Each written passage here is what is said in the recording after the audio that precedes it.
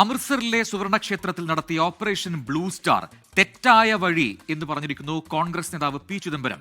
പോലീസിന്റെയും ഇന്റലിജൻസിന്റെയും കൂട്ടായ തീരുമാനമായിരുന്നു അതെന്നും ഇന്ദിരാഗാന്ധിയെ മാത്രം കുറ്റപ്പെടുത്താനാകില്ലെന്നും പി ചിദംബരം പറഞ്ഞു. There was a way to retrieve and capture all the militants, but the Blue Star was the wrong way. And I agree, Mrs. Gandhi paid with her life for that mistake. But mistake was a cumulative decision of the army, the police, the intelligence and the civil service. Operation blue star തെറ്റായിരുന്നുവെന്ന മുതിർന്ന നേതാവ് P ചിദംബരത്തിന്റെ പരാമർശം കോൺഗ്രസ് പക്ഷേ തള്ളുകയാണ്. Criminal കേസുകൾ നേരിടുന്നതിൽ P Chidambaram സമ്മർദ്ദത്തിലാണെന്നും അതുകൊണ്ടാണ് ഇത്തരത്തിലുള്ള പരാമർശമെന്നും കോൺഗ്രസ് നേതാവ് റാഷിദ് ആൽവി പറഞ്ഞു.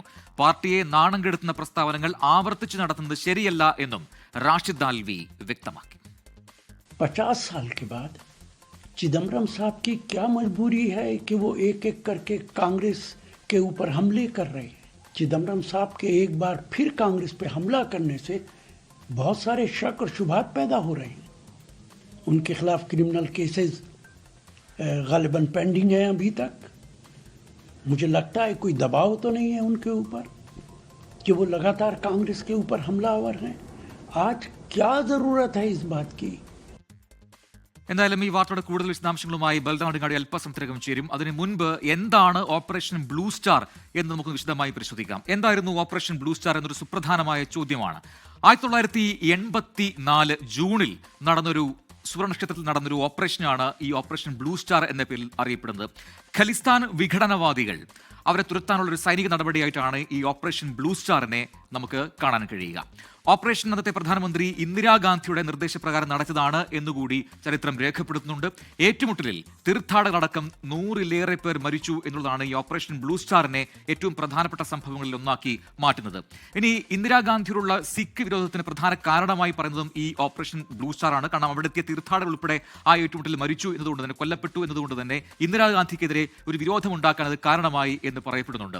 ഇനി ഓപ്പറേഷൻ നടന്ന് 5 മാസത്തിന് ശേഷം സ്വന്തം സിഖ് കാവൽക്കാരുടെ വെടിയേറ്റാണ് ഇന്ദിരാഗാന്ധി കൊല്ലപ്പെടുന്നത് എന്നതും ഒരു ചരിത്ര വസ്തുതയാണ്. എന്തായാലും ഇപ്പോൾ നിലവിൽ വീണ്ടും ഈ ഓപ്പറേഷൻ ബ്ലൂ സ്റ്റാർ എന്ന് പറയുന്ന ഈ വിഷയം അല്ലെങ്കിൽ ആ സൈനിക നടപടി എന്തുകൊണ്ട് ചർച്ചയാകുന്നു, അത് ഈ ചിദംബരത്തിന്റെ ഒരു പ്രതികരണത്തിൽ നിന്നാണ് വന്നത്. എന്തായാലും ബൽറാം അടിങ്ങാടി അതിന്റെ കൂടുതൽ വിവരങ്ങൾ നൽകും. ബൽറാം, ഇതാദ്യമായിട്ടല്ല ഈ രീതിയിൽ കോൺഗ്രസിനെ അല്ലെങ്കിൽ നേരത്തെ ഉണ്ടായ UPA സർക്കാരുകളൊക്കെ കുറ്റപ്പെടുത്തി പി ചിദംബരം രംഗത്ത് വരുന്നത്. എന്താണ് നിലവിൽ ഇങ്ങനെ ഓപ്പറേഷൻ ബ്ലൂ സ്റ്റാറിനെ കുറ്റപ്പെടുത്തി പി ചിദംബരം നിലവിൽ രംഗത്തെത്താൻ കാരണം?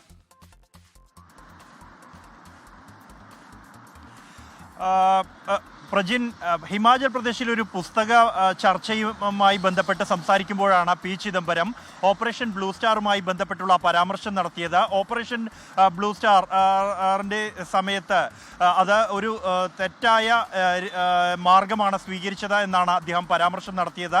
ആ തെറ്റിന് സ്വന്തം ജീവൻ തന്നെ ബലി നൽകേണ്ടി വന്നു അന്നത്തെ പ്രധാനമന്ത്രി ഇന്ദിരാഗാന്ധിക്ക്. എന്നാൽ അത് ഇന്ദിരാഗാന്ധി സ്വയം എടുത്ത തീരുമാനമായിരുന്നില്ല, മറിച്ച് സൈന്യത്തിൻ്റെയും പോലീസിൻ്റെയും സിവിൽ സർവീസിൻ്റെയും കൂട്ടായ തീരുമാനമായിരുന്നു അത് എന്നായിരുന്നു അദ്ദേഹത്തിൻ്റെ പ്രതികരണം. ഒപ്പം തന്നെ ആ തെറ്റ് സൈന്യത്തെ ഒഴിവാക്കി പിന്നീട് ആ തെറ്റ് 4 വർഷങ്ങൾക്ക് ശേഷം ആ തെറ്റ് തിരുത്തിയെന്നും അദ്ദേഹം വ്യക്തമാക്കുന്നുണ്ട്. എന്നാൽ ഈ ഒരു പരാമർശം BJP നേതാക്കൾ വലിയ തോതിൽ തന്നെ കോൺഗ്രസിനെതിരെ ആയുധമാക്കുകയാണ് ഉണ്ടായത്. നേരത്തെ അദ്ദേഹം മുംബൈ ഭീകരാക്രമണവുമായി ബന്ധപ്പെട്ട് നടത്തിയ പരാമർശവുമായി ചേർത്തായിരുന്നു ഈ പരാമർശവും BJP നേതാക്കൾ, കേന്ദ്രമന്ത്രി കിരൺ റിജിജു അടക്കമുള്ള നേതാക്കൾ സമൂഹ മാധ്യമങ്ങളിലൂടെ ഇത് ആയുധമാക്കിയത്. ഈ ഒരു ഘട്ടത്തിലാണ് ചിദംബരത്തെ തള്ളി കോൺഗ്രസ് നേതാക്കൾ രംഗത്തെത്തിയിരിക്കുന്നത്. ചിദംബരത്തിൻ്റെത് പരാമർശം ശരിയല്ല എന്നാണ് റാഷിദ് ആൽവിയുടെ പ്രതികരണം.